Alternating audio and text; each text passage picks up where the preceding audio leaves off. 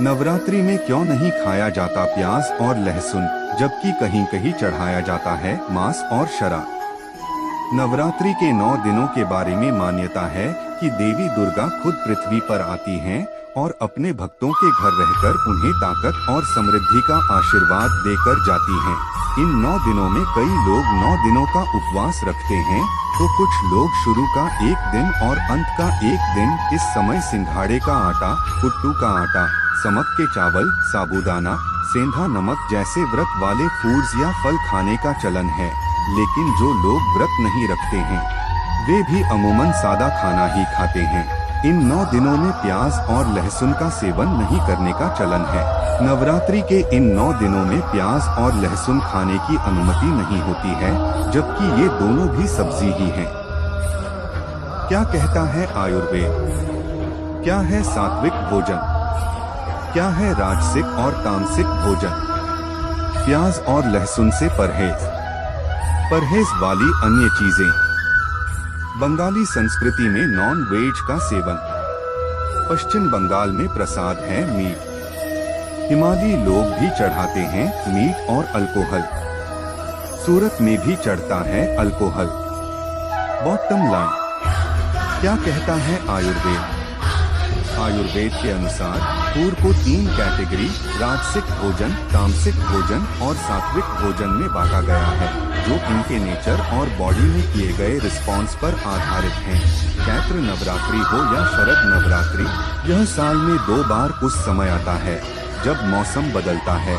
मौसम में हो रहे इन बदलावों के कारण हमारी बॉडी का इम्यून पावर कमजोर हो जाता है। ऐसे में सात्विक फूड्स के सेवन से इस बदलते मौसम में भी खाना आसानी से डाइजेस्ट हो जाता है और बॉडी से हर तरह की इम्प्योरिटी भी निकल जाती है।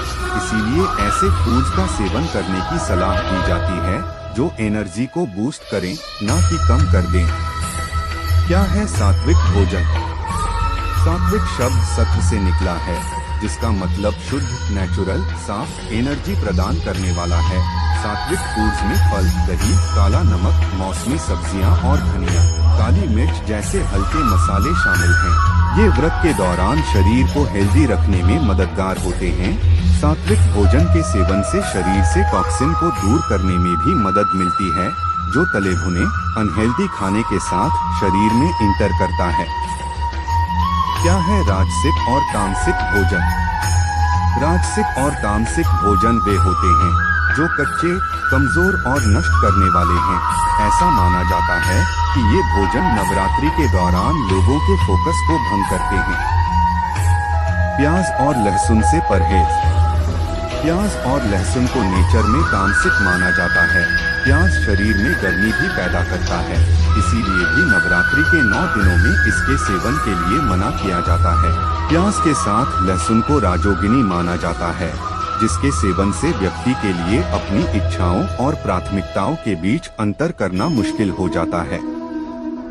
प्राचीन वैदिक ग्रंथ भी बताते हैं कि मसालेदार और तीखे फूड्स के सेवन से व्यक्ति का फोकस भगवान की ओर समर्पण से भटक जाता है।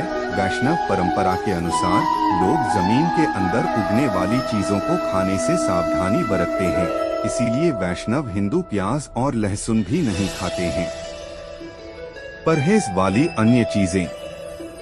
नवरात्रि के 9 दिनों के व्रत के दौरान प्याज और लहसुन के अलावा गेहूं, चावल, दाल, मीट, अंडे और हल्दी, धनिया पाउडर, हींग, गरम मसाला, राई, सरसों, लौंग जैसे मसालों को खाने से भी परहेज किया जाता है। व्रत रखने वाले साधारण नमक का सेवन भी नहीं करते हैं। गर्मी प्रदान करने वाले तेल जैसे सरसों का तेल या तिल का तेल सेवन न करने के लिए भी कहा जाता है। इसकी जगह पर घी का इस्तेमाल भोजन पकाने के लिए किया जाता है। इस समय मीट और अल्कोहल को भी वर्जित माना जाता है, क्योंकि बॉडी डिटॉक्स हो रही होती है। पश्चिम बंगाल में प्रसाद है मीट। बंगाल और आसपास के स्थानों पर देवी दुर्गा और देवी काली को मीट चढ़ाने की परंपरा है। इसे ही प्रसाद के तौर पर खाया भी जाता है। वहाँ के लोगों की ऐसी मान्यता है कि माँ दुर्गा और माँ काली को मीट चढ़ाने से वे खुश हो जाती हैं। इसे यूँ समझा सकता है कि आम लोग जो खुद खाते हैं वही अपनी माँ को भी खिलाते हैं। बंगाली लोग खुद को शक्तो मानते हैं। जिनके लिए देवी दुर्गा और देवी काली की उपासना ही सब कुछ है। कोलकाता में माँ दुर्गा को बकरा चढ़ाने का रिवाज है, लेकिन जो लोग इतना नहीं कर पाते हैं उनके लिए मंदिर के आसपास मीट शॉप है, जहां से वे अपनी काबिलियत के तौर पर खरीद सकते हैं। हिमालयी लोग भी चढ़ाते हैं मीट और अल्कोहल।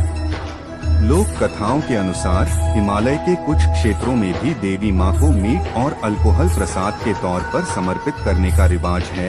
इनका मानना है कि दुर्गा माँ और चंडिका माँ को वाइन और अल्कोहल पसंद है, इसीलिए उन्हें खुश करने के लिए ये हिमालयी लोग उन्हें मीट और अल्कोहल चढ़ाते हैं। नवरात्रि में क्यों नहीं खाना चाहिए लहसुन और प्याज, जानिए क्या है मान्यता। नवरात्रि के इन 9 दिनों में माता रानी की विशेष पूजा अर्चना की जाती है। नवरात्रि के पहले दिन मंदिरों, घरों और भव्य पंडालों में कलश स्थापना की जाएगी और माता अम्बे की उपासना की जाएगी। नवरात्रि में लोग उपवास रहकर मां जगदम्बे की विधि विधान से पूजा करते हैं। अपनी श्रद्धा और शक्ति के अनुसार कुछ लोग पूरे 9 दिन तो कुछ लोग पहले और आखिरी दिन व्रत रखते हैं। वहीं जो लोग नवरात्रि के दिनों में व्रत नहीं रखते हैं उन्हें इस दौरान सात्विक भोजन भी ग्रहण करना चाहिए।